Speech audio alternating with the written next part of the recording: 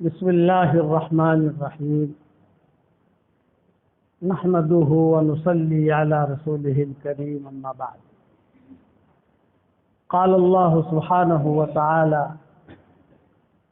يا أيها الذين آمنوا كونوا أنصار الله كما قال عيسى ابن مريم للحواريين من أنصاري إلى الله قال الحواريون نحن أنصار الله فآمنت طائفة من بني إسرائيل وكفرت طائفة فأيدنا الذين آمنوا على عدوهم فأصبحوا ظاهرين.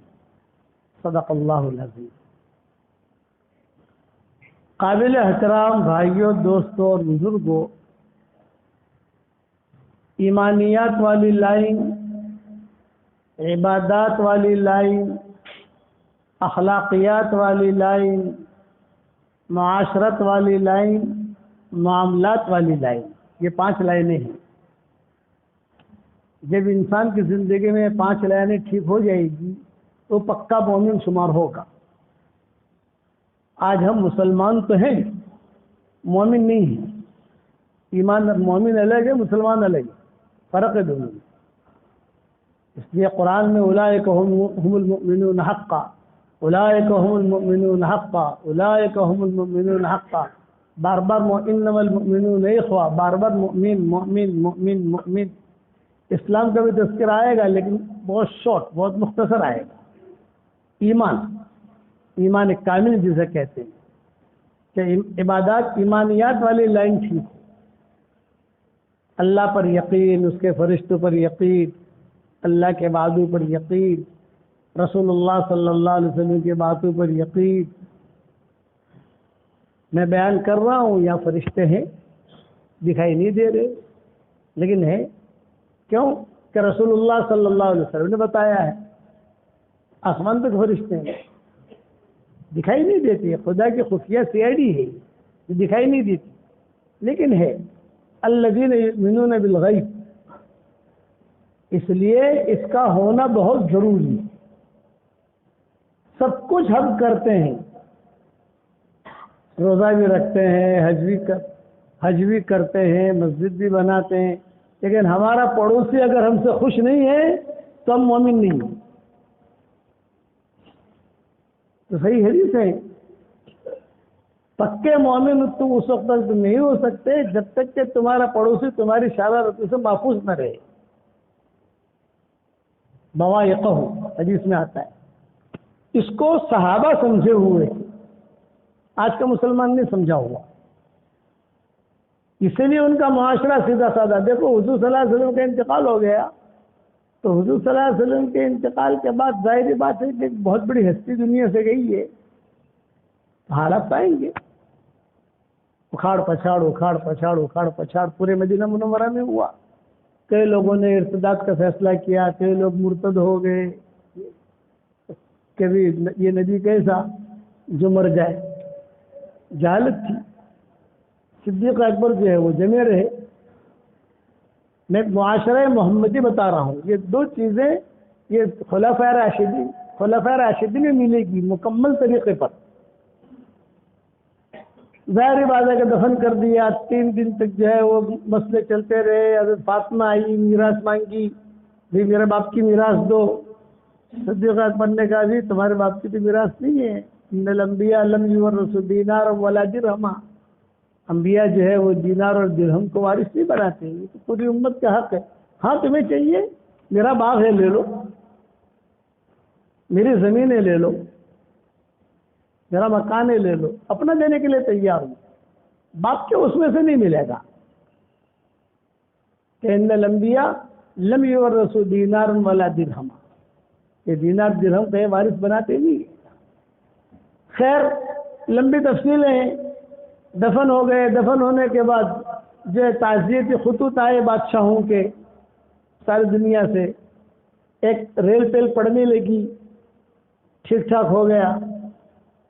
تو ایک مرتبہ حضرت ابو بکر، اب تو خلیفہ بنے نا، ابو بکر خلیفہ بنے. حضرت ابو بکر جو ہے مسجد نبوی سے نکلے اور کپڑے کا گٹھر ان کے ہاتھ میں اور جا رہے ہیں. खलीफा हैं अमीरुल मोमिनीन है। रास्ते में मिले हजरत उमर और अबू उबैदा। हदीस में आता है ये दो मिले। अमीरुल मोमिनीन आप कहाँ जा रहे हैं? तो फरमाया धंधा करने। उस जमाने में दुकानें नहीं होती थी, हमारे ज़माने में दुकान है ना, उस समय दुकानें नहीं होती थी। हुजूर सल्लल्लाहु अलैहि वसल्लम के ज़माने में तरतीब ये होती थी कि जिस जगह हुजूर सल्लल्लाहु अलैहि वसल्लम ईदैन की नमाज पढ़ाते थे, मैदान था, अब भी है वो, और अब तो मस्जिद बना दी वहाँ इन लोगों ने, तो मैदान था, मस्जिद नबी से करीब था। तो वहाँ जो है मदीना वाले हफ्ते में 1 दिन 2 दिन 3 दिन अपनी चादर बिछाई, और चादर बिछा कर जो है अपना कपड़ा रखा, खाना रखा। मदीना वाले आते थे, कुर्ब जवार की बस्तियों से भी लोग आते थे, लेके चले जाते थे। और जब शाम हो गई अपना वही सामान लेकर घर पर रख दिया। ये धंधा हो गया। हमारी तरह बाखड़े, दुकानें, शॉपिंग सेंटर ये अरबों में नहीं होता था, ये अब शुरू हुआ है। हुजूर सल्लल्लाहु अलैहि वसल्लम के ज़माने में भी नहीं था, सिद्दीक़ अकबर के ज़माने में भी नहीं था, हज़रत उमर के ज़माने में भी नहीं था। बस ऐसे ही बस जंगल के अंदर अब जो जगह करीब हो गांव के, वहाँ जाकर अपनी चादरें बिछाई, जिसने जहाँ चादर बिछाई वो उसकी दुकान, लेकिन हमेशा के लिए नहीं। आज बिछाई, आज आप कमा लो, धंधा करना हो कर लो, कल आइंदा हफ्ते भी आकर कहो मैं भी यही लगाऊंगा, नहीं जो वहलो है कह लो। ये तरतीब थी। तो सिद्दीक़ अकबर जा रहे थे कपड़े लेकर। कहाँ जा रहे हो? तो धंधा करने जा रहा हूँ। आप अमीरुल मोमिनीन हो तो धंधा भी करोगे और ये भी करोगे तो कैसा चलेगा? तो सिद्दीक़ अकबर ने, अच्छा दोनों बड़े हैं सामने, बल्कि तीनों बड़े हैं, अबू बकर, उमर, अबू उबैदा।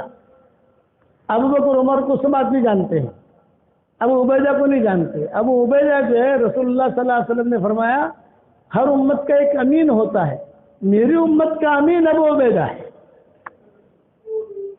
कितना बड़ा दर्जा है, इस उम्मत का अमीन अबू उबैदा। चनाचे रिवायत में है कि हज़रत उमर ने हज़रत अबू उबैदा ने रोका, तो सिद्दीक़ अकबर जवाब क्या दे रहे हैं?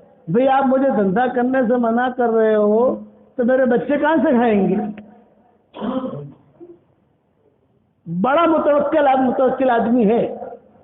अंबिया के बाद, सारे नबियों के बाद, हुज़ूर सल्लल्लाहु अलैहि वसल्लम के बाद सबसे ऊंचा दर्जा सिद्दीक़ अकबर का है। लेकिन जुमला कह रहे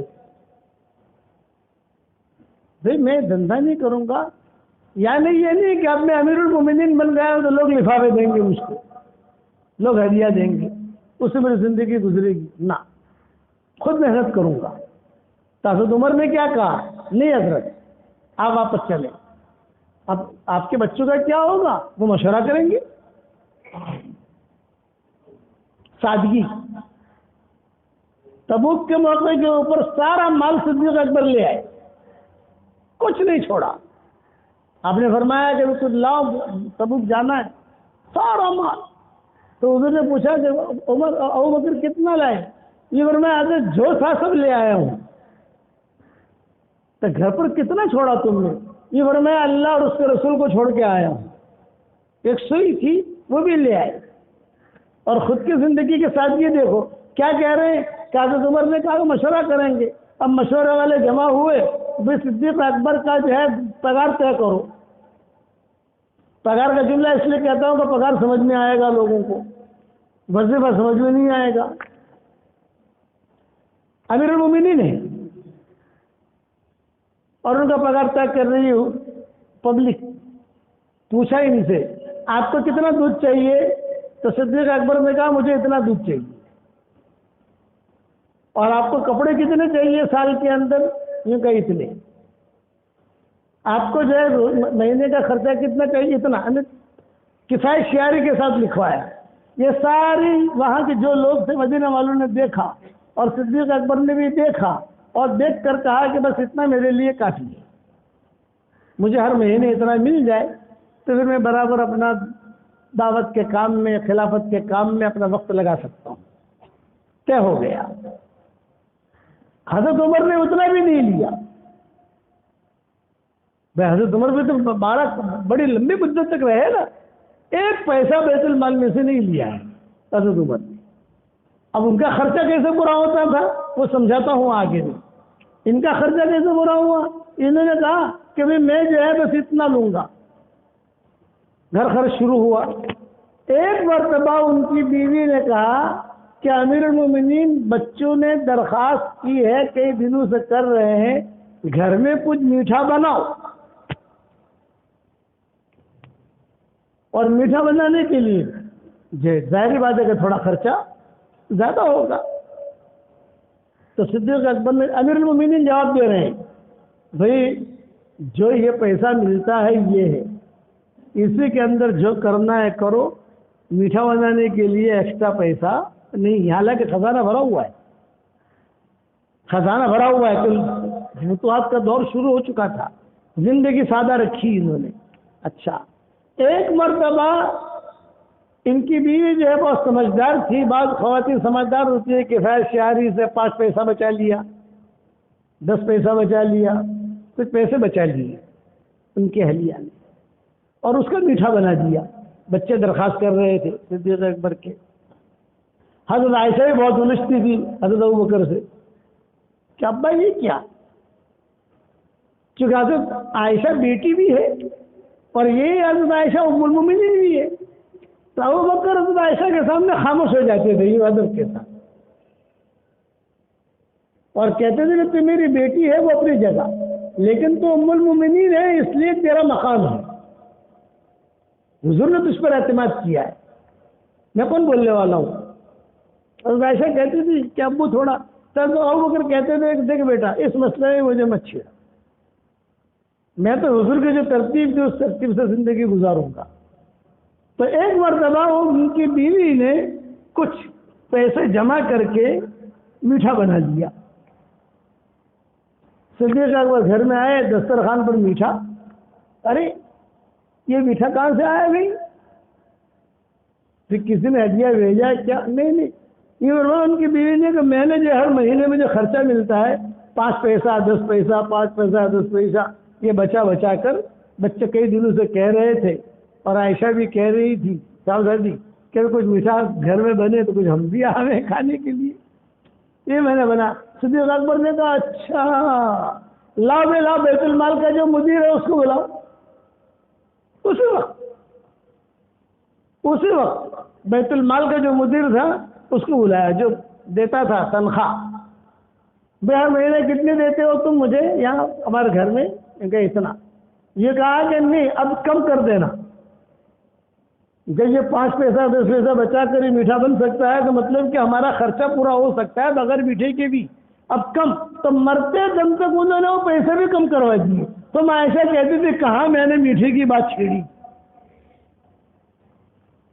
میں نے کہا کہاں میں نے میٹھے کی بات چھیڑی ہو، تو جو آتا تھا اس نے بھی کم کر دیا. یہ صدیق اکبر کی زندگی اخیر تک ایسے ہی رہے. اخیر تک صرف کفن، جب ان کا انتقال کا وقت قریب آیا تو کفن کا مسئلہ آیا کہ کفن کیسے دیں اور دفن کہاں کریں. تو چونکہ حضرت عائشہ مکمل تحویل، ان کی تحویل میں تھا ایک کمرہ، وہی مالکن تھی حضرت عائشہ. تو حضرت عائشہ نے فوراً فیصلہ کر دیا بھائی دیکھو یہ میرے والد یہی دفن ہوں گے، میری جگہ ہے، مجھے اختیار ہے، اس میں مجھے کسی سے مشورے کی ضرورت نہیں. حضور صلی اللہ علیہ وسلم تو انہوں نے پہلے ہی فیصلہ کر دیا یہ میری جگہ ہے. حضور صلی اللہ علیہ وسلم یہاں آرام فرما رہے ہیں، میرے والد کے لیے بھی جگہ یہ. جب اعلان کر دیا تو مدینہ میں کوئی بول نہیں سکتا، اس میں کوئی مشورے کی ضرورت بھی نہیں ہے، سارے کے سارے متفق تھے یہ لوگ. انتقال سے پہلے صدیق اکبر نے کچھ وصیتیں کی. ان وصیتوں میں یہ کیا کہ دیکھ عائشہ میں دنیا سے جا رہا ہوں، تمہاری والدہ جو ہے وہ حمل سے ہے، تو میراث کے اندر اس بچے کا بھی خیال رکھنا جو تمہاری ماں کے پیٹ میں ہے. تو حضرت عائشہ نے پوچھا لڑکے کے اعتبار سے حساب کروں یا لڑکی کے اعتبار سے حساب کروں؟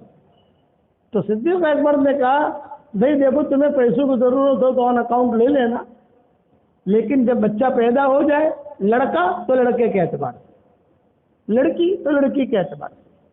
یہ صدیق اکبر کی آخری وصیت ہے. اور پھر میرے بعد جو خلیفہ بنے گا وہ عمر بنے گا. زیادہ مشورہ نہیں کیا اس نے. میرے بعد خلیفہ جو بنے گا وہ عمر بنے گا. تو کچھ صحابہ آئے صدیق اکبر کے پاس مرض الوفات میں اور یہ فرمایا آپ اتنے سخت آدمی کے حوالے امت کو کر کے جا رہے ہو. مزاج میں سختی ہے ان کے. سختی سے تو امت جو ہے وہ بگڑتی ہے, بکھرتی ہے, بھٹکتی ہے. تو صدیق اکبر جو ہے وہ ایک دم سے کہا مجھے بٹھاؤ, اجلسونی مرض الموت میں تھے, مجھے بٹھایا اور بٹھا کر کہا بلاؤ کون اشکال کرنے والے, بلاؤ سب کو بلاؤ. جو اشکال کرنے والے تھے ان کو مجمع تو متفق تھا حضرت عمر پر, لیکن کوئی اشکال کرنے والے بھی ہوتے ہیں نا, تو بھی بلاؤ سب کو بلایا اور بلا کر کہا کہو کیا کہتے ہو. پڑوس میں تو عائشہ بھی تھی, امہات المومنین بھی تھی. بھی سنو حضور کی بیوی تم بھی سنو, آپ کیا کہتے ہو کہو. یہ بتایا کہ امیر المومنین آپ دنیا سے جا رہے ہو, تو ایسے حضرت عمر بھی تھے وہیں بیٹھے ہوئے, کہ آپ دنیا سے جا رہے ہو, آپ اتنے سخت آدمی کو جو ہے امت کی ذمہ داری دے کے جا رہے ہو, ان کے مزاج میں سختی ہے, اللہ سے ڈریے. ایک نے تو کھڑے ہو کر یہ بھی کہا اللہ سے ڈریے, یہ جملہ بھی کہا. تو مائیں تو بیٹھی تھی وہاں سن رہی تھی, اور یہاں صدیق اکبر کے سامنے کہا, صدیق اکبر نے کہا مجھے بٹھایا اور بٹھا کر کہا دیکھو سنو, تم مجھے اللہ سے ڈرنے کے بارے میں کہہ رہے ہو, اللہ کو میں تم سب سے زیادہ جانتا ہوں اور عمر کو بھی تم سب سے زیادہ جانتا ہوں. حشر کے میدان میں اللہ کو میں جواب دوں گا کہ میں نے امیر بنایا ہے اس کو, اس لیے یہ امیر میرے بعد ہے اور متفق علیہ چیز ہے, سب کا اتفاق ہو گیا ہے اس پر. صدیق اکبر کے انتقال کے بعد یہ امیر المومنین بنے حضرت عمر. اب حضرت عمر امیر المومنین بنے تو ان کا خرچہ کیا؟ یہ بھی تو سوال ہے نا.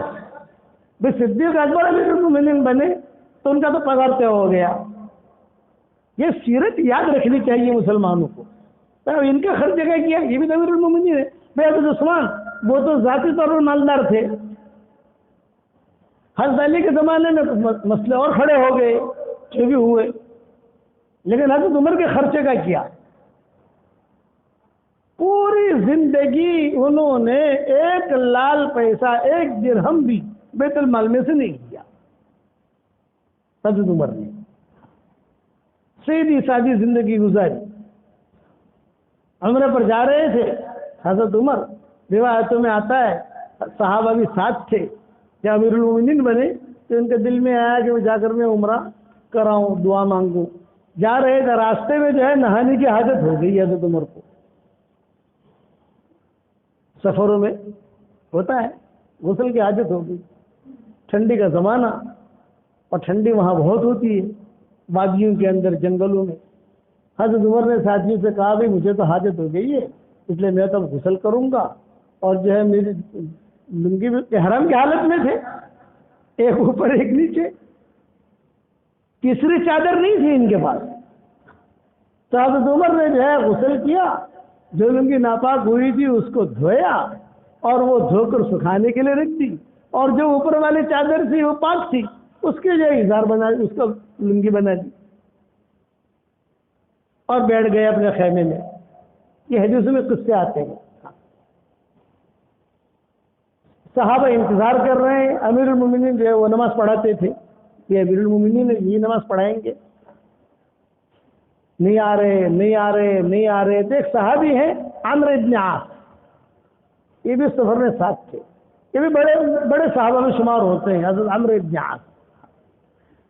ابن عاص آئے حضرت عمر کے پاس اور کہا کہ حضرت مجمع انتظار کر رہا ہے.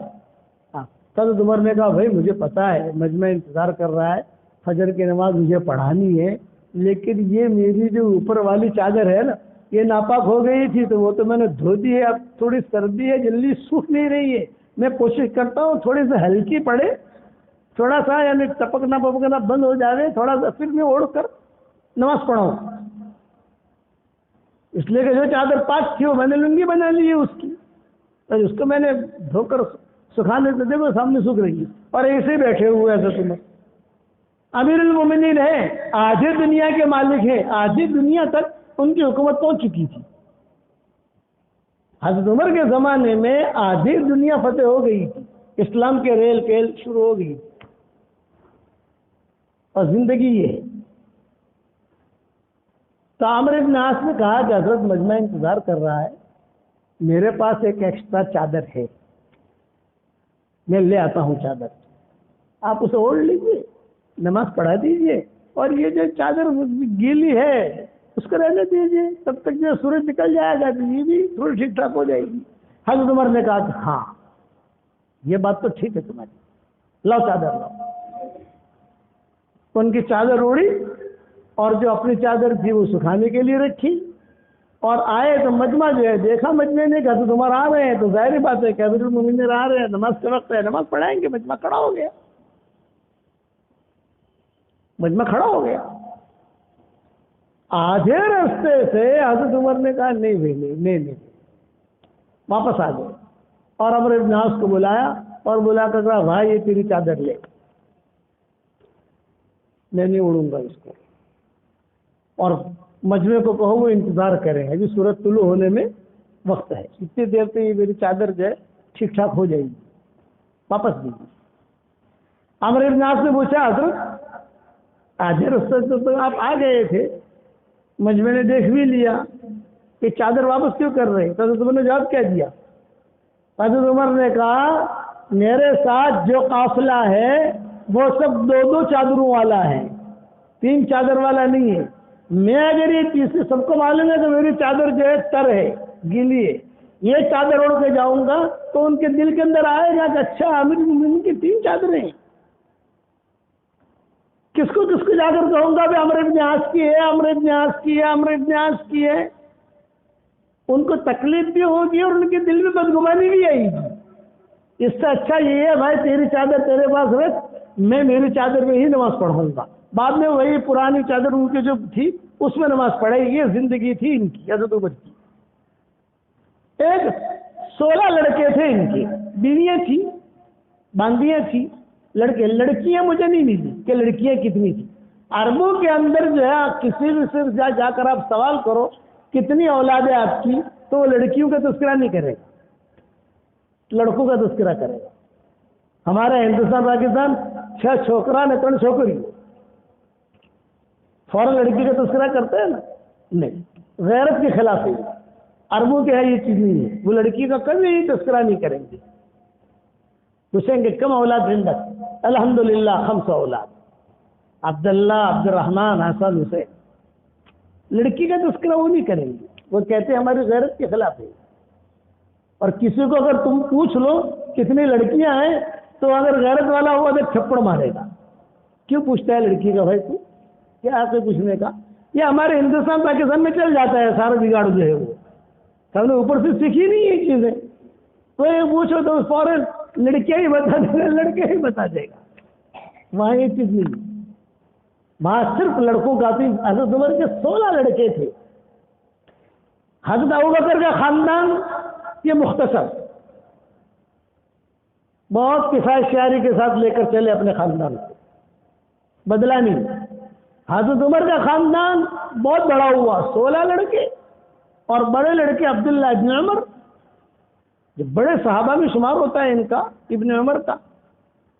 لڑکیوں کا پتہ نہیں، باندیاں لڑکیاں بنی عادی کے یہ لوگ تھے، بڑا خاندان تھا یہ۔ مکہ مکرمہ میں جو کعبہ ہے تو 4 دیواریں ہیں نا کعبے کی، 1 2 3، تو ایک دیوار کی ذمہ داری قبیلہ بنی مخزوم کی تھی، خالد بن ولید قبیلہ بنی مخزوم کے تھے۔ بھی اس کی ریپیئرنگ، اس کا مینٹیننس، اس کی صفائی یہ حصے کی تمہاری ہے۔ اور ایک دیوار کی ذمہ داری حضرت عمر کے خاندان کی تھی، اتنا بڑا خاندان تھا ان کا، حضرت عمر کا خاندان۔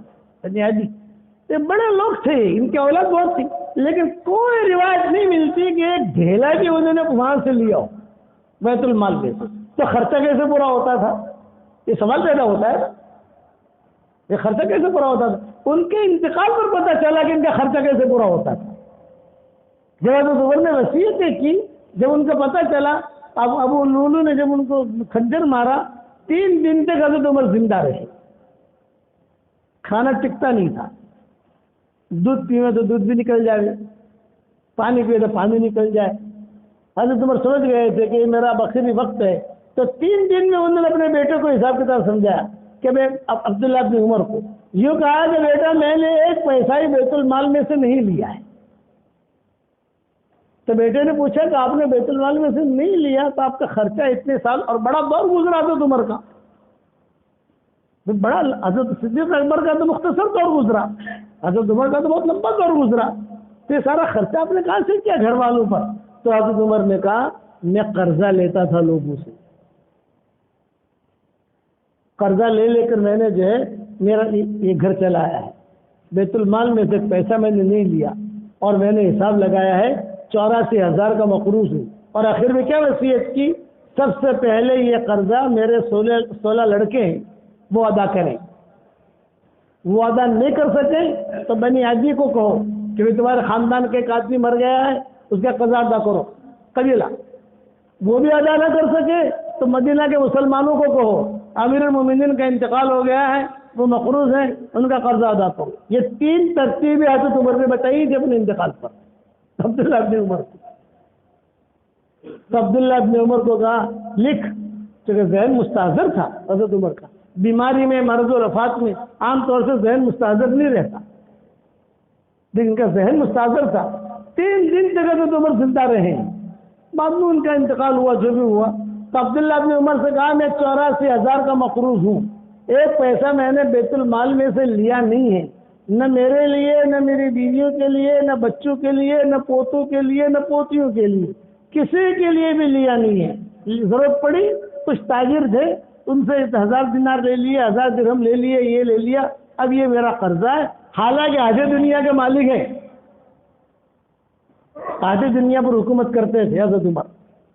और उनके ज़माने में हमारे यहाँ भरूच में इस्लाम आ गया था, केरला में आ गया था, केरला भरूच थाना। उनके काफिले जो चले हज़रत उमर के, भरूच तक भी लोग पहुँचे, थाना तक भी आए और वहाँ केरला भी पहुँचे।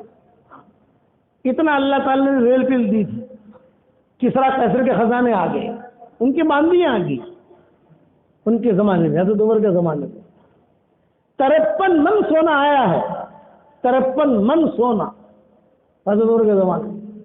उसका तख्त आया, तख्त, तो उस पर छोटे छोटे गुंबद लगे हुए थे, तो वो गुंबद सोने के थे। तो तोला गया तो 53 मन सोना था। उसका कालीन आया किसरा का, 2.5 एकड़ लंबा था, 2.5 एकड़ आया, जबरदस्त मस्जिद नबी के बाहर बिछा दिया उसको, दूर दूर तक कालीन ही कालीन। ईरान के कालीन बहुत अच्छे होते हैं, दूर दूर तक। हजरत उमर बैठे नहीं उस पर, सब शुरा वालों को बुलाया, बुलाकर कहा बताओ इसका क्या करना है। तो बड़े बड़े लोग थे, हजरत उस्मान थे, हजरत अब्दुल्ला बिन मसूद थे, हजरत ये सारे के सारे मौजूद थे। इंतकाल तो हुआ नहीं था, लोग अबू ज़र ग़िफ़ारी थे। सब ने कहा हमारी राय ये है ये कालीन महफूज कर लिया जाए ताकि क़यामत तक के आने वाले हाजी ये देखें कि मुसलमानों को अल्लाह ने कितनी इज्जत दी और कितना माल दिया, यादगार के लिए, यादगार। हज़रत उमर ने खड़े खड़े कहा ये गुनाह की यादगार है, इस कालीन पर ज़िनाकारियाँ हुई हैं, इस कालीन पर शराबें पी गई हैं, इस कालीन पर मुसलमानों और इस्लाम के खिलाफ प्रोग्राम तैयार हुए हैं, ये गुनाह की यादगार है और उमर गुनाह की यादगार को रख नहीं सकता। टुकड़े करो और टुकड़े कर कर सबने तकसीम करो। इतना माला, और खुद की जिंदगी ये 53 मन सोना आया, उसका ताज आया किसरा का, वो ताज भी सोने का था। तो एक देहाती साहबी थे, उन्होंने कहा अरे ये इसकी वजह से ये गुरूर कर रहा था, ये कहकर फुटबॉल की तरह एक लात मारी, फुटबॉल की तरह मारता है, एक लात मारी सबके सामने। तो किसी दूसरे ने कहा अरे किसरा का ताज है, तो फरमाया हाँ हाँ मैं जानता हूँ किसरा का ताज है, इसी ने तो धोखे में रखा था, ये कहकर दूसरी लात मारी। खुद की जिंदगी सीधी सादा रखी, سارا قرضہ جو ہے پھر سارے مسلمانوں نے مل کر معاف کر دیا۔ یہ مختصر میں نے تاریخ بتائی ہے حضرت عمر کی صدیق اکبر کی۔ زندہ رہا اور آئندہ جمعہ یہاں رہا تو انشاءاللہ تھوڑا سا اور سمجھاؤں گا کہ کیسی ترتیب تم کی زندگی گزارنی۔